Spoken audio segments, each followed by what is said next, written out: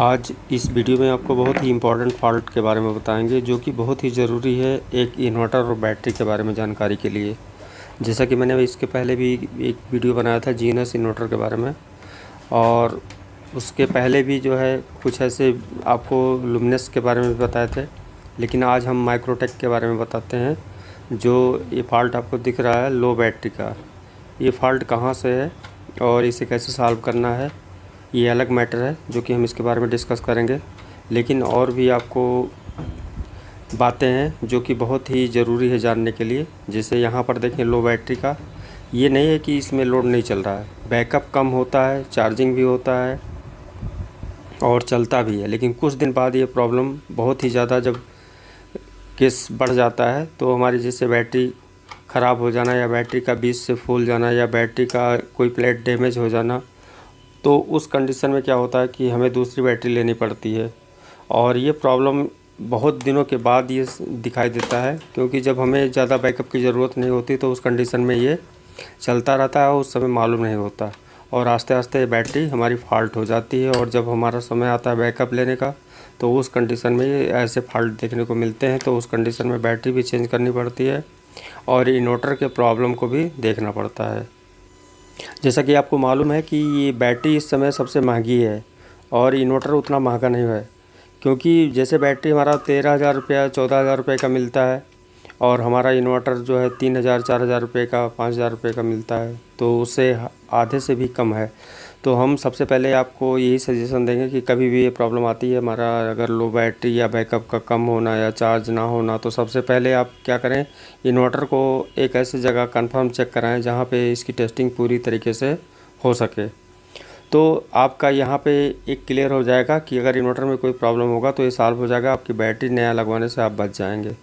तो कभी भी आप बैटरी को डायरेक्ट रिप्लेस ना करें, जबकि अगर आपको रिप्लेस करना है तो आप इन्वर्टर भी रिप्लेस कर सकते हैं, क्योंकि अगर अधिक पुराना है और काफ़ी दिनों से उसमें फॉल्ट बार बार क्रिएट होते हैं तो आप इन्वर्टर भी चेंज कर सकते हैं। इसका मैं सजेशन भी दे सकता हूं आपको, क्योंकि इस समय के नए वर्जन के इन्वर्टर लगाएंगे तो उसका एक अलग बेनिफिट मिलेगा।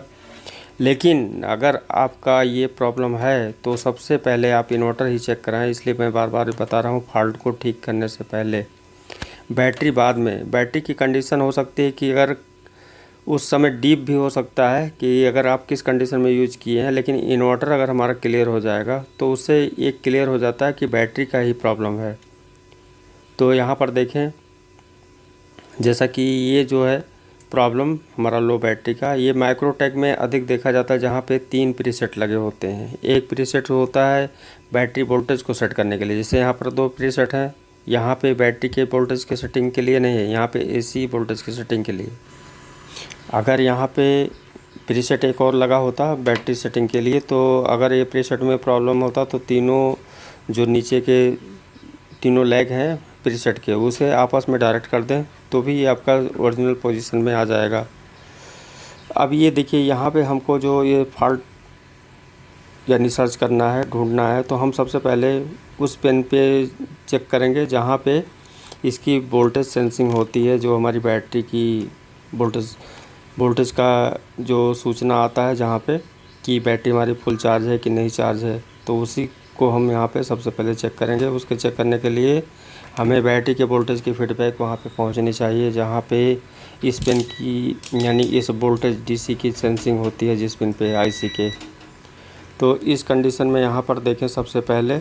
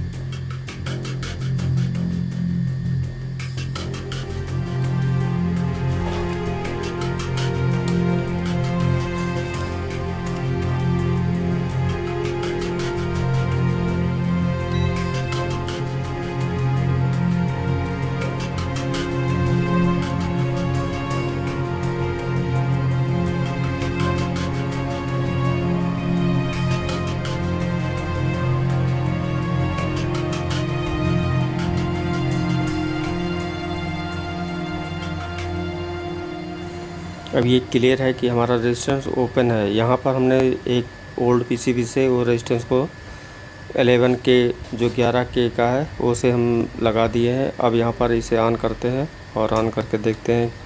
ये देखिए विथ लोड ओके, यानी जो तुरंत लोड लो बैटरी बता देती थी अब ये देखिए ओके है। यहाँ पे यूपीएस ऑन यानी इन्वर्टर ऑन कंडीशन में जो लो बैटरी था वो प्रॉब्लम सॉल्व हो गया। तो इसी तरीके से हम सबसे पहले अगर लो बैटरी प्रॉब्लम आता है या बैकअप कम की बात आती है तो सबसे पहले यहाँ पे माइक्रो आईसी के उस पिन की टेस्टिंग करनी जो होती है जहाँ पे बैटरी की वोल्टेज इन हो रही है, यानी सेंसिंग जो बैटरी का फीडबैक के रूप में वोल्टेज सेंस किए जाते हैं वहाँ पे हम सबसे पहले चेक करेंगे। और वहाँ पे वोल्टेज मिलने चाहिए, कितने मिलने चाहिए वो भी आप यहाँ पर देख सकते हैं। अभी हम आपको क्लियर करके दिखाते हैं। पिन नंबर 3 पे डायरेक्ट चेक करते हैं। ये है DC 20 वोल्ट के रेंज पे और ये मल्टीमीटर का प्रॉप इस रजिस्टेंस 23 के यहाँ पर लगाते हैं जो आईसी से रिलेटेड है। 3.3 वोल्ट बता रहा है। अब ये आप देखेंगे 3.3 वोल्ट इस पिन नंबर 3 पे आ रहा है। तो ये पहले क्या था, यहाँ पे नहीं आ रहा था। ये जो डायोड से ये वोल्टेज आया है यानी यहाँ से बैटरी के इस पॉइंट से जहाँ पे बैटरी का वायर जुड़ा हुआ है। तो इस तरीके से हम लो बैटरी या बैकअप की प्रॉब्लम को सॉल्व करते हैं इन्वर्टर के थ्रू। उसके बाद अगर ये ओके है इन्वर्टर तो हम जस्ट फिर बैटरी को देखते हैं, बैटरी की क्या कंडीशन है, बैटरी कितनी पुरानी है, बैटरी की क्या फॉल्ट है, उसको क्लियर करते हैं।